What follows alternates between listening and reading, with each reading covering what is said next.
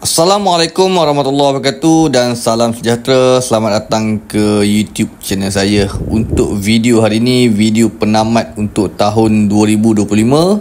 Saya nak buat pemasangan untuk Starlink rumah sana tu kalau kita perasan ada satu antena parabolik. So antena parabolik tu saya pasang rasanya entah, saya pun dah tak ingat dah, banyak sangat pemasangan. So rumah yang ni saya nak buat pemasangan untuk Starlink. Jiran dia nak pakai kepada Starlink lah.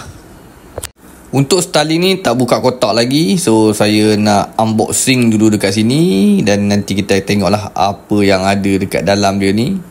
Untuk package Starlink ni yang kita akan dapat kalau kata mana-mana yang nak buat pemasangan Starlink dengan saya.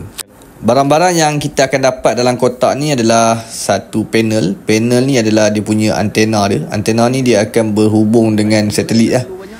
So dia tak boleh dapatkan signal tu on the spot. Macam mana pun kita nak kena register dulu dengan Starlink punya register dia, dan barulah dia boleh dapat kepada signal lah.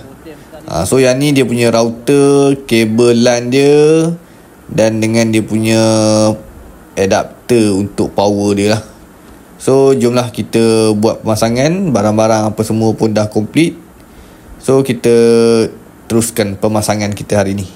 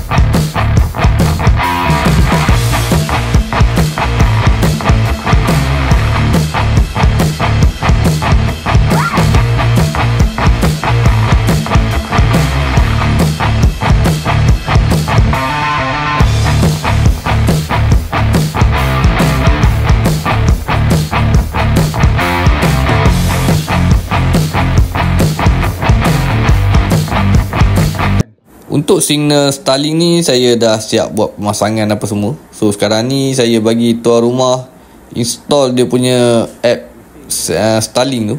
So bila dah install app dia ni, dia kena buat gaya-gaya macam ni untuk dapatkan signal untuk aktifkan dia punya Starlink. Untuk speed test kita bagi tuan rumah buat speed test lah dekat handphone dia. So saya punya handphone memang dah tak boleh nak buat speed test sebab dah overheating. Cuaca betul-betul panasnya hari ni dekat sini.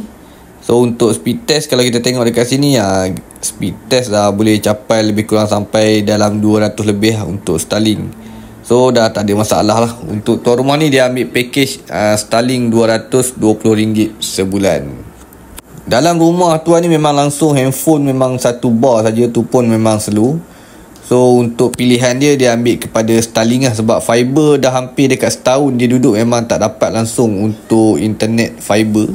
So dia pilih untuk gunakan Starlink. So dah siap lah saya buat pemasangan untuk Starlink untuk hari ni. Okey, untuk tugasan saya hari ni pun dah selesai. Kalau ikutkan taman ni 2 pemasangan lah saya pernah buat. Tapi saya dah tak ingat lah pemasangan ni bila saya buat. Yang ni saya buat masa mula-mula 5G diperkenalkan kot, tak silap saya. Rumah ni jiran dia gunakan kepada Starlink. So dia tak ada nak berlawan sangat, sana pakai 5G, sini pakai Starlink. Speed lebih kurang je sama untuk Starlink dengan 5G ni, cuma bayaran je lah. Dia berbeza dengan kos pemasangan apa semua kan. Okay, so untuk tahun yang terakhir ni saya mengucapkan ribuan terima kasih lah yang mana yang masuk dalam channel saya ni, yang baru ke yang lama, terima kasih banyak-banyak. So untuk next video kita akan berjumpa untuk tahun yang baru yang akan datang dekat channel ni juga. Mungkin taman ni pun akan ada juga pemasangan. Okay, yang mana yang nak buat pemasangan boleh cari saya dekat ruangan description. Dan yang dah subscribe punya channel, terima kasih banyak-banyak. Bye bye.